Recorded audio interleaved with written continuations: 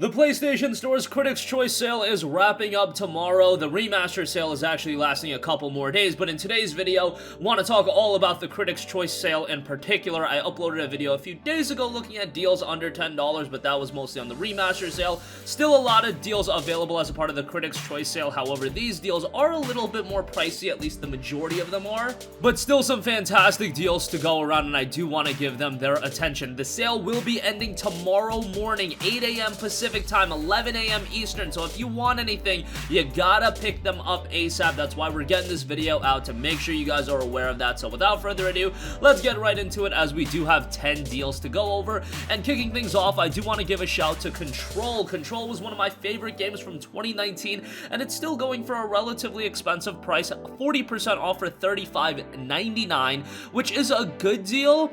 The issue with Control, I feel like, is the case with every Remedy game. It comes out at $60, and they aren't the lengthiest games in the world. You just play through them once and you get your fix. However, it's a quality playthrough, and Control really showed that in spades. What I loved about Control is that, yes, it had a very strong narrative, and that is to be the case with every Remedy title. However, from a gameplay standpoint, I really felt like Remedy stepped it up with Control. The gameplay in Control is some of the most satisfying that you are going to come across, and I do consider this to be one of 2019's most underrated games, alongside a game like Plague Tale: Innocence.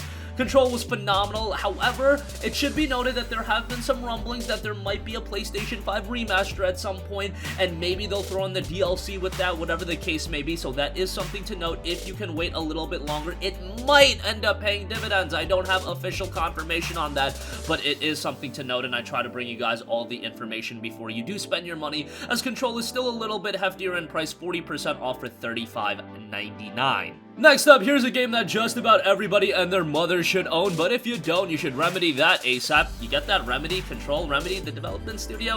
Nonetheless, Red Dead Redemption 2 is 50% off, $29.99 for this one. Now, what I really like about Red Dead Redemption 2, the game is great. The single-player mode, I should say, is great, but Rockstar has been a lot more open, at least in regards to RDR2, in lowering the price of the game rather quickly. It went on sale pretty quickly after release, and now, yes, we're 16 months after the release of Red Dead Redemption 2, but for a Rockstar game a year and a half later to be 50% off, that's pretty remarkable. But nonetheless, Red Dead Redemption 2 is a great game. The open world is phenomenal, the attention to detail is great, and Arthur Morgan is one of the most captivating main characters in a video game all generation. I would say all time, maybe that might be a little bit hyperbolic, and that might be a statement I would have to assess in a future video, but nonetheless, RDR2 is a fantastic game, and for $29.99, it's a great buy. As I mentioned, the online still needs a lot of work to be done, but it is getting better, and Rockstar seems like they're going to remain committed to it, but just for the single player mode, $30 is easily worth it.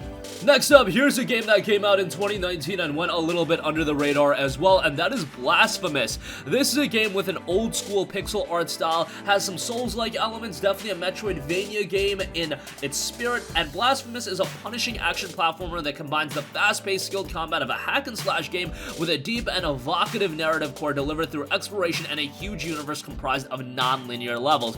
This game, while it has that pixel graphics art style, it does a great job with its immersion. You really get that dark vibe to it right away, especially with some of the monsters you're gonna end up fighting. It is a captivating game, incredibly challenging, so bear that in mind, but a high-quality title. It's 40% off for $14.99, and I think that's a pretty good price, especially if you're into these kinds of games, if you enjoyed more difficult games like the Souls titles, if you enjoy Metroidvanias like Dead Cells, Blasphemous is gonna be right up your alley at $15, still a little bit pricey, but hey, it came out in $25. What are we expecting? It to be 75% off, and then that would be, what, south of $10? I'm okay with this price point, and I do think it's definitely worth a buy.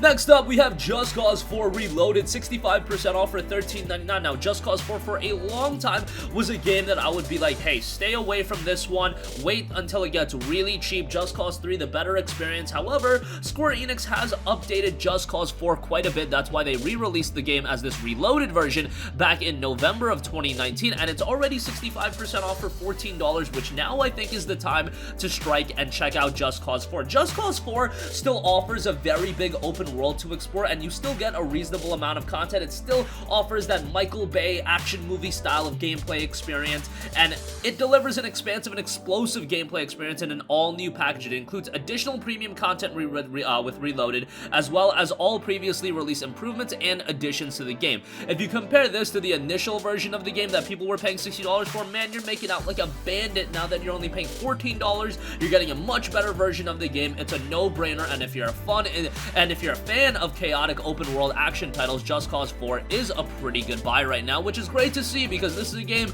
that I didn't think I was going to be recommending for at least a little bit longer, but I think it's come to the point where, yes, Just Cause 4 is worth a recommendation. Next up, we have one of my favorite games from 2019, and that is Devil May Cry 5. It is 67% off for $19.79, which has become more and more of a regular price for the game. Still worth a recommendation. DMC5 is awesome, even if you haven't played the prior Devil May Cry games. Devil May Cry 5 is a great way to start your Devil May Cry experiences. They even have like a lore guide where you can go through the 4 games' lore.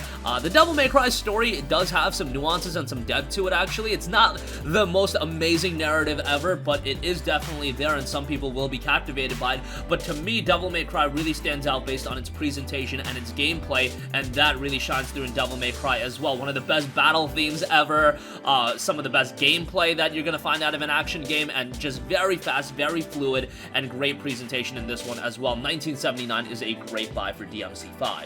Next up, here's one that some of you guys might have missed out on. South Park the Video Game Collection, which includes South Park The Stick of Truth as well as South Park The Fractured But Whole, 67% off for $23.09. So this is a very, very strong recommendation from me right now. Now, I actually think South Park The Stick of Truth is the stronger game than Fractured But Whole. Stick of Truth released last generation, and I remember when we were coming up on the release of this game, I think in 2012 or 2013, I was like, man, a South Park RPG, are they really going to try milking South Park as a video game now?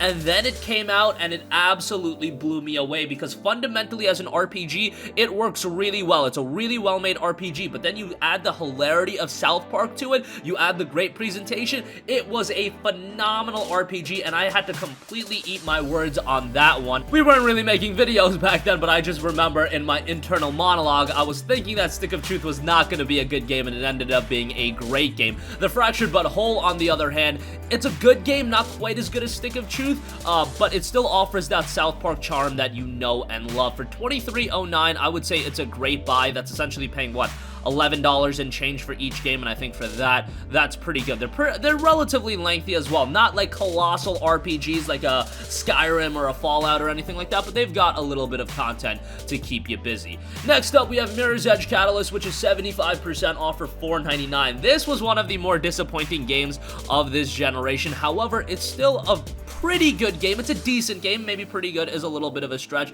I loved Mirror's Edge when it came out back in 2008. That Catalyst was a little bit of a bummer for me. It had some issues. However, it still has some mechanics that are good. Still features that parkour gameplay that is pretty well done. And hey, you're not paying $59.99 for it, you're paying $4.99. You can enjoy the good visuals, you can enjoy some pretty good gameplay, and for $5, I do think Mirror's Edge Catalyst is a pretty good buy. If you enjoyed the 2008 game, I imagine you already played Catalyst, but for a lot of you guys, Catalyst would probably be the first time you try out the game, and I think from that standpoint, you're probably going to end up enjoying the game than most people that did go in with immense expectations, paid $60 for it, all that stuff, but now at $5. Really good pickup. Next up, one of the more iconic downloadable titles in Superhot is 60% off for $9.99. Superhot is a pretty zany first-person shooter, time manipulation, a lot of cool mechanics in this one, and this is one that's going to keep you playing it over and over again. Superhot is a game that for a long time I found myself going back to over and over again. At this point, I think I've had my Superhot fix. However, I will give Superhot VR a look every now and again. Obviously, this is the base game, not the VR mode. However, the base game works really well. If you do have a VR headset, I would say just don't even buy this and try to pick up the VR version when it does go on sale, because that version is incredible. But again, this version is rather good, and at $9.99, I do think it's a pretty good pickup right now. Next up, we have Far Cry 5, 75% off for $14.99. Now, Far Cry has not really evolved as a franchise from Far Cry 3, but that's not necessarily a bad thing, just because you don't need to fix what isn't broken. I thought Far Cry 3 was really good, I thought Far Cry 4 was pretty good, and I thought Far Cry 5 was pretty good as well. It's a very big open world game with a lot of content. There's a lot of investment to be had behind the game. I don't think the narrative is completely blow away, but I do think it's relatively strong. And again, if you want that content-filled open-world adventure that Ubisoft puts out a lot of these style of games, Far Cry 5 definitely fits the bill, and at just $15, I do think it's a rather good pickup right now. And lastly, another content-filled open-world game for you guys to get into, and I imagine the majority of you guys have already. However, Marvel's Spider-Man Game of the Year Edition is 50% off for $19.99. Spider-Man is one of my favorite PlayStation 4 exclusives that have been released. I know that most people would rank Spider-Man as like a tier 2 exclusive behind the likes of God of War, Uncharted 4, Bloodborne, and games like that, but for me, for my money, I enjoyed Marvel's Spider-Man so much. I'm a little bit biased with Spider-Man because he is my favorite superhero. I personally enjoyed this game even more than God of War, but that just came from a personal enjoyment standpoint. If I actually objectively assess both games, it's easy to say that God of War is the better game. Whatever, I'm not trying to get into that debate right now. Spider-Man is a fantastic game with an awesome story, some of the best narrative out of a superhero game that you're gonna see, and I thought Batman Arkham had relatively strong narratives as well, but Spider-Man really takes the cake. The gameplay is fast, it's fun, it really gets that fun element down, a lot of additional content, a lot of secrets, hidden items, all that good stuff, side content, whatever the case may be. The Platinum Trophy isn't that difficult. If you just do everything, you'll get it pretty easily, but